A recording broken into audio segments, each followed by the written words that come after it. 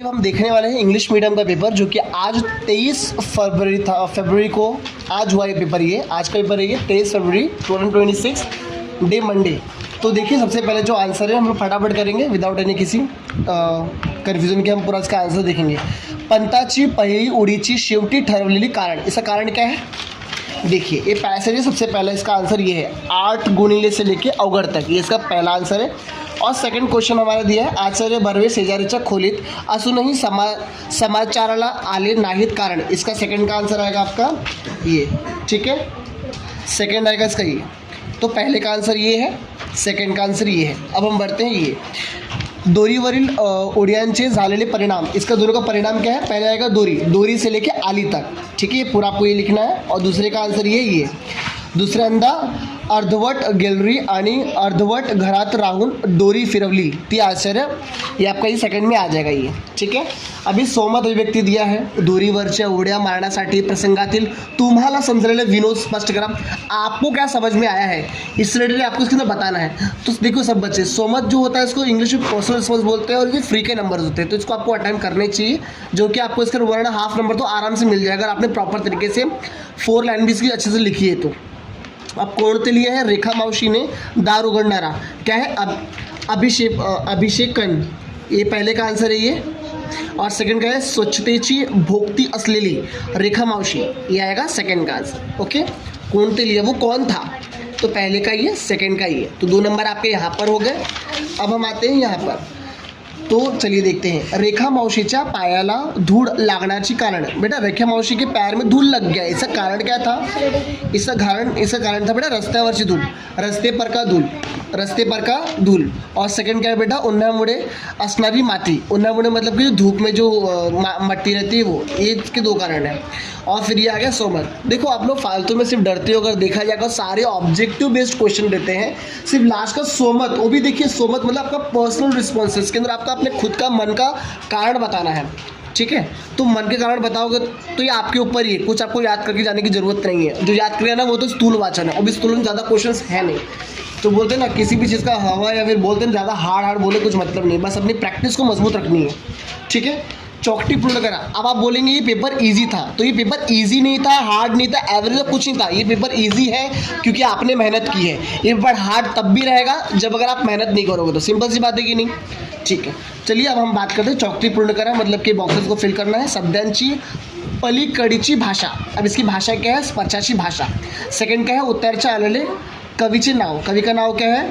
कवि बा भ बोरकर, ये इसका सेकंड का आंसर है। ठीक है, ये हो गया। अब इसके बाद आपको 4 दिए गए हैं। ठीक है, 4 बॉक्सेस दिए, चारों का आंसर ये है, ये पहले का, दूसरे का, तीसरे का, ये चौथे का ये आंसर है। ठीक है, अब हम पद्य सेकंड विभाग पे आते हैं। कोणते लिया? परमेश्वरांची दास, परमेश्वर का दास कौन है? उनका मतलब बोलते हैं, उनका जो शिष्य कौन है, उनका जो सेवक कौन है, वो संत नामदेव है। और मेघाला विनवणी करणारा कौन है? चातक। अब आते हैं इस पोएम का, ये हम आंसर अभी लिखने वाले हैं। तो माता का क्या आएगा बेटा? कनवाड़ू, क्या आएगा इधर? कनवाड़ू। और सेकंड यहाँ पर क्या आएगा? हरिणी का क्या आंसर आएगा बेटा इधर? चिंतित। इसमें से आपको मिल जाएंगे आंसर्स। ठीक है, अब हम आगे बढ़ते हैं। हाँ, अब हम आगे बढ़ते हैं। पूरे शब्दांचे अर्थ लिया। अब इसका क्या लिखना है हमको? मीनिंग लिखनी है। धेनु का मतलब आपको पता है बेटा, गाय का मतलब धेनु होता है। काज मतलब कामकाज करना, तो काम इधर आएगा, धेनु गाय इधर आएगा। अंकिला मतलब शरण आलेला। और सवे मतलब क्या? स्वतः। ठीक है, स्वतः। अब काव्य सौंदर्य मतलब क्या होता है? आपको अपनी भाषा में इसको बताना है कि संत नामदेवांनी परमेश्वराकडून केलेले विनंती सुधारण स्पष्ट करा, मतलब कि संत नामदेव ने परमेश्वर के पास क्या विनंती की थी, क्या प्रार्थना की थी, वो आपको अपने शब्दों में लिखना है। तुम्हाला तुमच्या शब्दात लिहायचं आहे, हो स्पष्ट करायचं आहे तुम्हाला। आणि इकडे तुम्हाला दिलेलं आहे 2 कविता, तो तुम्हाला ते ॲप्रेशन तुम्हाला लिहायचं इकडे। और इसके आप देखेंगे प्रीवियस ईयर, ये बच्चे बोलते हैं रिपीट हुआ है, तो ये प्रीवियस ईयर का ये रिपीटेशन वाला है। और रंगमंच और अपने करके लगे रहेंगे। ठीक है, और इसके अंदर हमारे ग्रुप में भी PDF आया था इसका, जिसके अंदर तो PDF में से वो सारे क्वेश्चंस थे, ये तीनों क्वेश्चंस उस PDF में थे। और भाषा अभ्यास का मतलब कि जो ग्रामर है, वोकैबलरी इसको हम बोलते हैं, वोकैबलरी। चलिए इसका हम देखते हैं। तुला चित्र काढायला आवडते का? तुझी चित्र काढना अच्छा लगता है क्या? ये तो एक प्रश्न बोलता, प्रश्नार्थी वाक्य है. भारत माझा देश है, भारत मेरा देश है.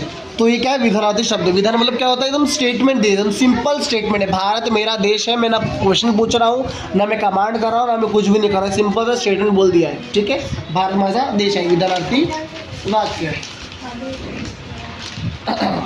चलिए, कंसातील सूचनेनुसार वाक्य रूपांतर करा. अब इसके अंदर देखें, कंसातील मतलब कि क्वेश्चन में दिया हुआ, सूचने मतलब कि क्वेश्चन के हिसाब से आपको क्या करना है? वाक्य को परिवर्तन करना है, रूपांतर करना. नियमित खरे बोला गया मतलब कि आपको रोज सही बोलना चाहिए. आपको उसको ऑर्डर में करो. आप इसको किसी को ऑर्डर दे रहे हो तो ऑर्डर कैसे दोगे? नियमित खरी बोला, ऐसा आप बोलते ना, कमांड में बोलते तुरंत ऐसा, तो ऐसा आपको वर्ड ले. तो नियमित खरे बोला. अब तो देखावा खूब सुंदर है, तो देखावा उसको उद्गार मतलब क्या होता है? इसको बहुत ऐसा स्पष्ट करना है आपको कि आपको बहुत अच्छा लगा. तो कितनी सुंदर है तो देखावा, ऐसा.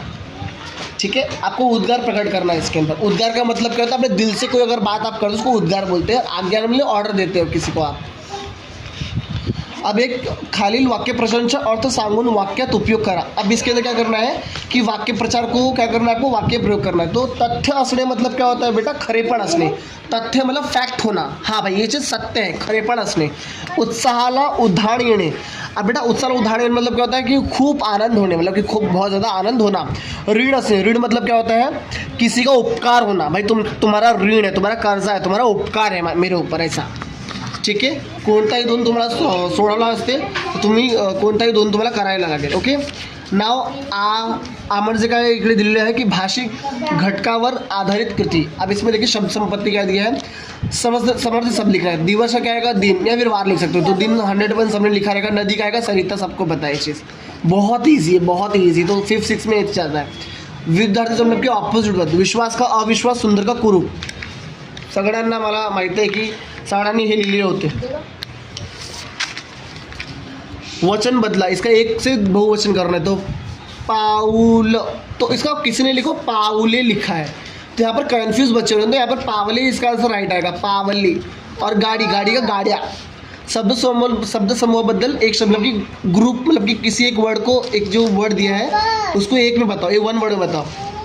कविता करना, मतलब कि जो कविता वगैरह लिखते हैं तो क्या बोलते हैं?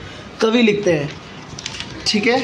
अब लेखन नियमानुसार लेखन, अब यहाँ पर बोला है. यहाँ पर देखो पहले इस पर आपको मात्राओं का मिस्टेक दिया है. तो देखो यहाँ पर ऊ, मूड में ऊ की मात्रा इधर दी है, तो आपको इधर का इधर करना है. ठीक है, यहाँ पर देखो ये मूड हो जाएगा. ठीक है.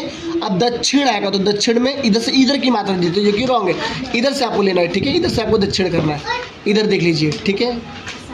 अब आते हैं वाघिणी. तो वाघिणी में इधर का ई दिया है, तो इधर आप अंदर से लीजिए ई. और बाबुंचे में जो ऊ की मात्रा इधर से दिया है, तो ये रॉन्ग है, ये इधर से आएगा. ठीक है, सॉरी इधर से आएगा ऐसे, राइट है. और यहाँ पर है क्वेश्चन मार्क, और यहाँ पर एक्सप्लेनेशन मार्क आएगा. बाबा के बाद भी क्वेश्चन मार्क आएगा, या सॉरी यहाँ पर कॉमा आएगा, और यहाँ पर आएगा question mark, comma, exclamation mark और